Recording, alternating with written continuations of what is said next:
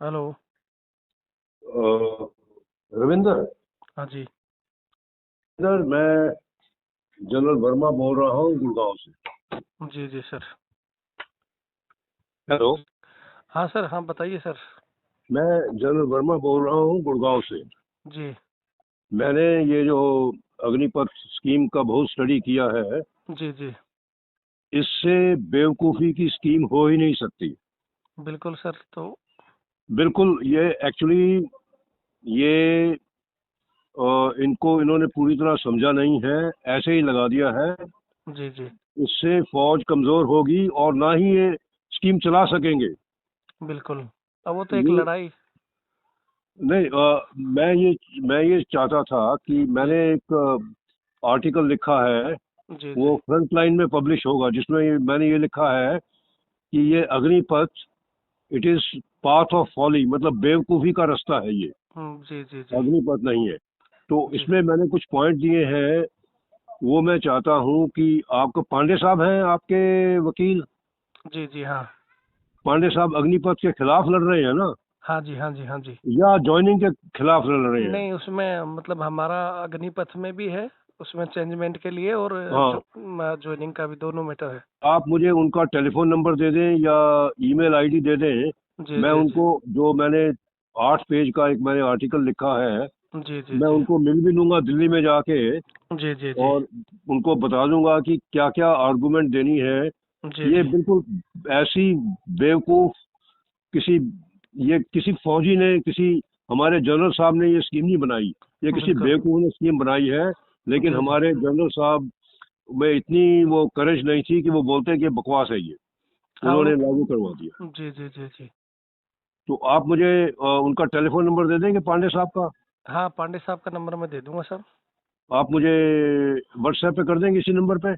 हाँ, इसी नंबर पे मैं व्हाट्सअप कर दूंगा आपको। ठीक अब है, एक बार ठीक। मोटा मोटा बता दें तो हम कम से कम इसको बाकी लोगों तक भी ये आपकी इसमें चीज़ें। ठीक है कि वाइस चीफ ने ये बोला, पहला काम, जी कि 10 साल के अंदर जी जो स्ट्रेंथ होगी, उसमें 50% अग्निवीर होंगे और 50% एक्स अग्निवीर जो सोल्जर बन जाएंगे। जी जी वो, अगर 12 लाख की हमारी फौज है, जी जी। तो वो बोलते हैं कि 10 लाख के अंदर, 10 साल के अंदर 50% आधे अग्निवीर होंगे और आधे एक्स अग्निवीर होंगे।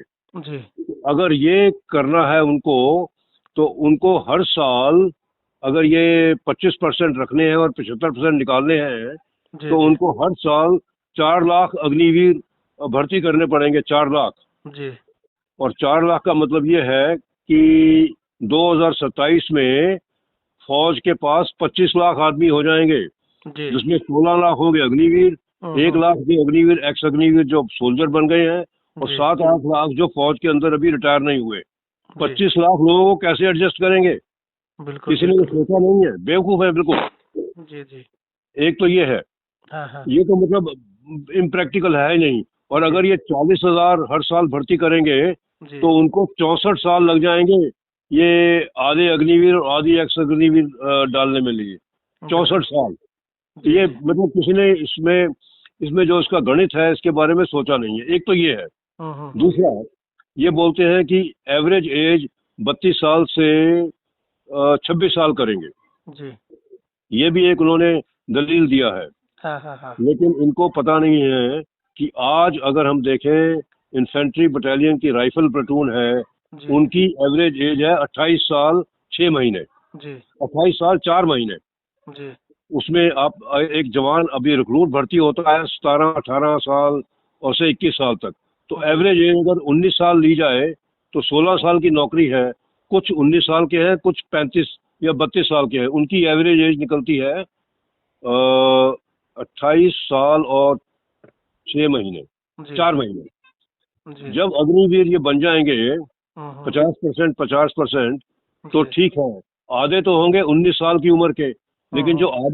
आधे होंगे, वो 4 साल उम्र में बढ़ जाएंगे, हम्म। क्योंकि 4 साल के बाद ही इन अग्निवीरों को सोल्जर बनाया जाएगा, तो 4 साल उनकी उम्र बढ़ जाएगी।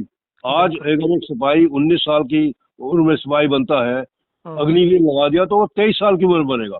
तेईस बिल्कुल। साल की उम्र में बनेगा और 15 साल की नौकरी करेगा, न तो वो जेसीओ बन सकेगा।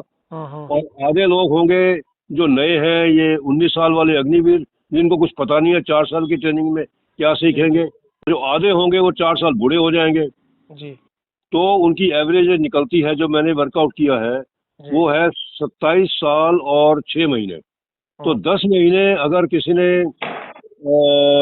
आपने 10 महीने उम्र कम कर दी तो फौज यंग कैसे हो जाएगी? ये भी बिल्कुल बेवकूफ़ी की बात है। लेकिन उनको ये भी समझना चाहिए कि आज हर साल हमारे 35 साल तक बीपीटी करते हैं, पीपीटी करते हैं। जी वो भी उनके स्टैंडर्ड, मतलब जो ये बीपीटी और पीपीटी के टेस्ट बहुत अच्छे हैं। जी। तो अभी क्या हमारे जवान हमारे फिजिकल फिट नहीं है क्या? बिल्कुल फिजिकल फिट है। अभी भी तो नौकरी कर रहे हैं सियाचिन में या लद्दाख में या सिक्किम में या नेपाल वगैरह में।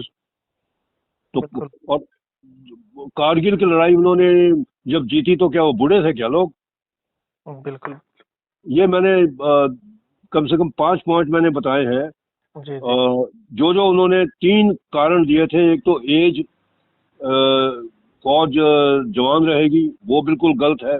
दूसरा, टैक्स सेवी हो जाएंगे, टेक्नोलॉजी बढ़ जाएगी। और टेक्नोलॉजी से थोड़ी लड़ाई लड़ी जाती है, लड़ाई तो आदमी लड़ते हैं। बिल्कुल। और तीसरा बताया इन्होंने कि 4 साल के बाद जो 75% निकल जाएंगे जी जी उसकी जगह और भर्ती हो जाएगी तो लोगों को नौकरी मिल जाएगी। क्या हमारी फौज फैक्ट्री बनी हुई है लोगों को नौकरी दिलाने के लिए या लड़ने के लिए? बिल्कुल सही बात बताऊँ। मैंने ये 7-8 पेज का एक आर्टिकल, अंग्रेजी की मैगजीन है फ्रंट लाइन, वहाँ भेजा हुआ है और अगले महीने वो छपेगा। लेकिन मैंने सोचा कि पांडे साहब से मिलके जी मैं ये उनको बताना चाहता हूँ कि ये ऐसी वाहियात, ऐसी बेवकूफ़ी की स्कीम जी मैं तो समझ नहीं सकता कि कोई हमारे जनरल साहब ने मानी होगी। लेकिन सब लोग जो ये राजनेता बोलते हैं वो हाँ में हाँ मिला रहे हैं।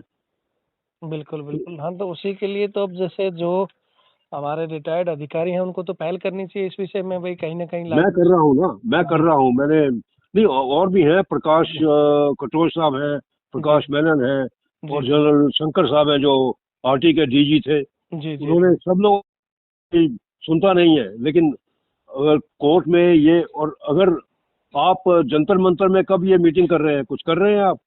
आप तो हमें आदेश करो साहब, जब भी आपको हो तो हम एक कर देंगे जब आप बताओ एक कि बार भाई। आप करवा दें वहाँ। मैं प्रेस के सामने ये बताने को तैयार हूँ जी कि जी ये स्कीम कैसी बेवकूफ़ी की स्कीम है।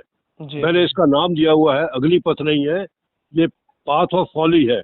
ये बेवकूफ़ी का रास्ता है ये। जी जी नाम दे दिया अग्निपथ, लेकिन ऐसी वाहियात स्कीम। क्योंकि जब से ये स्कीम आई मुझे तो इतना अफसोस हो रहा, मैंने इसका बहुत स्टडी किया और मैं ये नतीजे पे निकला हूँ कि जी ये स्कीम चल ही नहीं सकती। जी जी जी। तो मैं वैसे, आप मुझे बता दें ये पांडे साहब का, और कभी कर लें तो जंतर मंतर पे भी हम प्रेस को बुला के बता सकते हैं, मैं ताकि मैं आपका नंबर सेव कर लेता हूँ साहब। क्या नाम बताया साहब आपने? जनरल वी के वर्मा। जी जी जी। आप कब से कब तक थे साहब? मैं 21 साल हो गए रिटायर हुए। अच्छा 21 साल हो गए साहब। हाँ जी जी जी जी। हाँ। तो ठीक है सर, हम मैं तो खुद मतलब हम इसकी काफ़ी दिन से लड़ाई लड़ रहे हैं, और अब अगर आप जैसों का साथ मिले तो हो सकता है ज़रूर इसमें बदलाव होगा। नहीं नहीं नहीं, बिल्कुल ये तो जी। बदला, ये और खुद इनको इनको समझ में आना चाहिए कि ये बेवकूफ़ की स्कीम ऐसी है। आप ऐसा कर लीजिए, इसको रिकॉर्ड भी कर लीजिए जो मैं कह रहा हूँ। हाँ, नहीं कर ऑटो रिकॉर्ड है ये तो। हाँ, मैं इसको आप डालूंगा रिकॉर्ड सर। जी जी। रिकॉर्ड करके, चाहे आप अपने यूट्यूब में डाल दीजिए या हाँ, जो भी कर दीजिए। जरूर जरूर। मेरी तरफ से उसमें कोई ऑब्जेक्शन नहीं है। ठीक क्योंकि ठीक।